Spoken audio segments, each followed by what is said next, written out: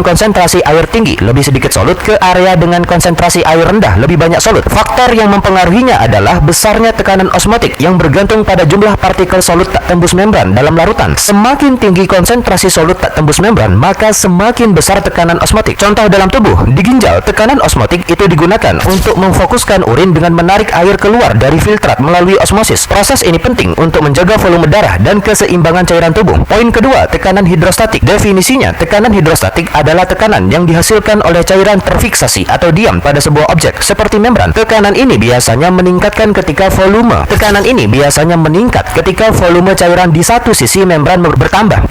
Fungsi dalam osmosis, ketika air itu berpindah ke satu sisi membran karena osmosis, volume cairan di sisi itu meningkat sehingga tekanan hidrostatik itu juga meningkat. Tekanan ini cenderung melawan osmosis dengan mendorong cairan kembali ke sisi asalnya. Lalu keseimbangan dinamik. Osmosis itu berlanjut hingga tekanan hidrostatik yang melawannya mengimbangi tekanan osmotik. Pada titik ini tercapai keseimbangan dinamik di mana tidak ada perpindahan neto air meskipun molekul air itu tetap bergerak secara acak di kedua arah. Ketiga, hubungan antara tekanan osmotik dan tekanan hidrostatik. Jadi, apa sih yang terjadi pada sel jika ditempatkan dalam larutan isotonik? Tidak ada perpindahan neto air karena osmolaritas cairan intrasel dan cairan ekstrasel itu sama. Volume sel itu tetap stabil dan sel itu dapat menjalankan fungsi metabolisme secara efisien. Kemudian, bagaimana sih larutan hipertonik itu mempengaruhi sel dan apa contoh penggunaannya dalam tubuh? Caranya, larutan hipertonik itu menyebabkan air keluar dari sel, membuat sel menyusut. Contohnya, larutan hipertonik itu digunakan untuk mengurangi pembengkakan jaringan seperti edema otak. Lalu, apa sih resiko penggunaan larutan hipotonik dalam tubuh? Larutan hipotonik itu menyebabkan air masuk ke dalam sel, membuat sel membengkak. Pada kasus ekstrim, sel itu dapat pecah, terutama pada sel darah merah yang menyebabkan hemolisis. Jadi, interaksi antara tekanan osmotik dan tekanan hidrostatik adalah kunci untuk memahami bagaimana osmosis itu bekerja di tubuh manusia. Mari kita lihat contoh spesifik untuk memperjelas hubungan ini. Skenario pertama, larutan isotonik. Jika osmolaritas cairan intrasel dan cairan ekstrasel itu sama, misalnya 300 miliosmol per liter, maka tekanan osmotik di kedua sisi membran itu seimbang. Akibatnya apa? Akibatnya tidak ada perpindahan neto air, meskipun molekul air itu tetap bergerak secara acak di kedua arah. Contoh dalam tubuh yaitu larutan infus isotonik, seperti larutan garam normal 0,9%. Itu memiliki osmolaritas yang sama dengan cairan tubuh, sehingga tidak menyebabkan perubahan volume sel. Skenario kedua, larutan hipertonik. Jika cairan ekstrasel itu lebih pekat atau osmolaritas lebih tinggi dibandingkan cairan intrasel, tekanan osmotik di cairan ekstrasel itu lebih besar. Air itu akan berpindah dari cairan intrasel ke cairan ekstrasel untuk mengurangi gradien osmotik. Akibatnya, sel itu akan kehilangan air dan menyusut. Contoh dalam tubuh, larutan hipertonik itu digunakan dalam pengobatan tertentu untuk mengurangi pembengkakan jaringan seperti edema otak. Kemudian, skenario